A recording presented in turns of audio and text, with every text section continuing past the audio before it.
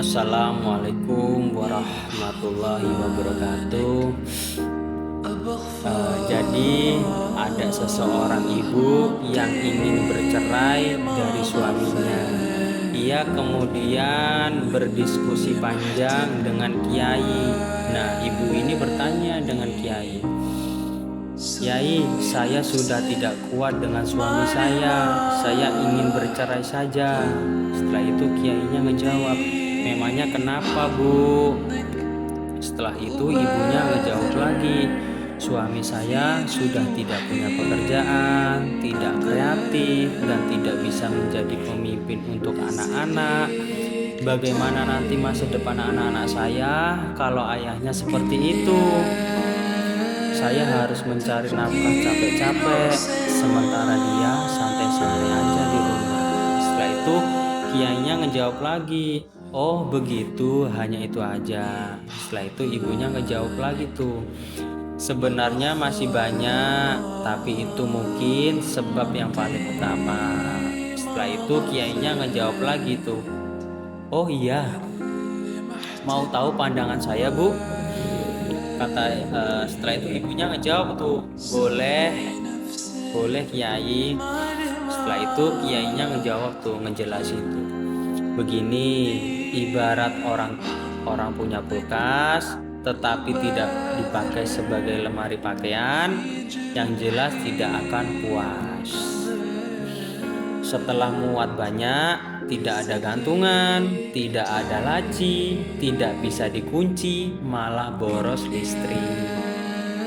Nah, itulah jika sebuah produk digunakan tidak sesuai fungsinya. Sebagus apapun, kalau tidak sesuai peruntukannya, tetap tidak akan memberi kepuasan." Setelah itu ibunya ngejawab lagi tuh, "Lalu apa hubungannya dengan suami saya?" kata ibunya. Setelah itu kiainya ngejawab lagi tuh, "Ibu terlalu berharap suaminya menjalankan fungsi sekunder, bahkan mungkin tersier, sementara fungsi primernya justru tidak digunakan." Setelah itu ibunya ngejawab lagi, "Saya tidak berharap berlebihan, Kiai. Saya hanya ingin dia menafkahi keluarga dan menjadi pemimpin yang baik." Setelah itu kiainya ngejawab lagi tuh, "Itu justru fungsi sampingan dari seorang suami. Sayang sekali jika suami hanya diharapkan sebatas itu. Fungsi primernya yang paling utama malah tidak ibu kejar." Setelah itu ibunya bertanya lagi tuh, "Lalu apa fungsi primer seseorang suami?" Nah, setelah itu kiainya ngejawab lagi tuh, "Fungsi primer suami adalah menjadi tameng bagi dosa-dosa istrinya di neraka.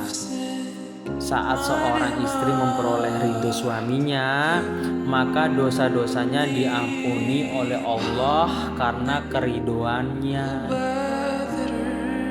Jadi meskipun suaminya hanya duduk diam di rumah, sejatinya ia sangat bermanfaat bagi istri, asal istrinya menggunakan fungsi itu dengan maksimal.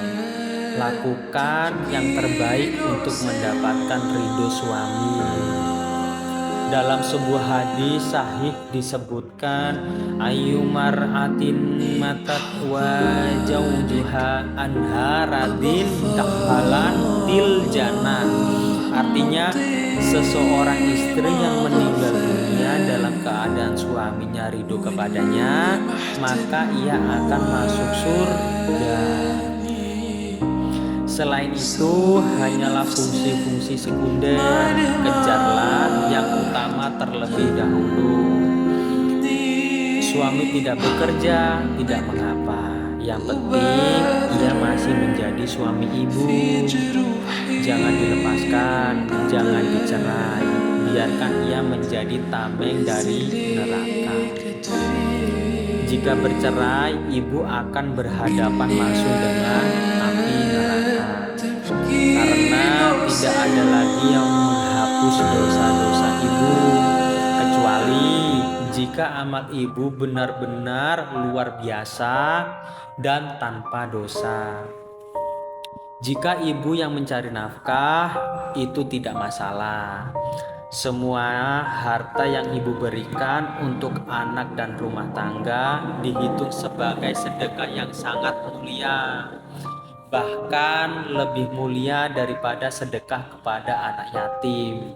Setelah itu ibunya bertanya lagi tuh, kok bisa lebih mulia daripada sedekah kepada anak yatim? Nah setelah itu kiainya ngejawab lagi tuh, karena anak yatim bukan bagian langsung dari hidup ibu, sedangkan kepada mereka hukumnya sunnah. Sedangkan suami dan keluarga terikat akad nikah sudah menjadi bagian dari ibu. Silakan bersedekah kepada siapapun, tetapi sedekah kepada keluarga adalah yang paling utama.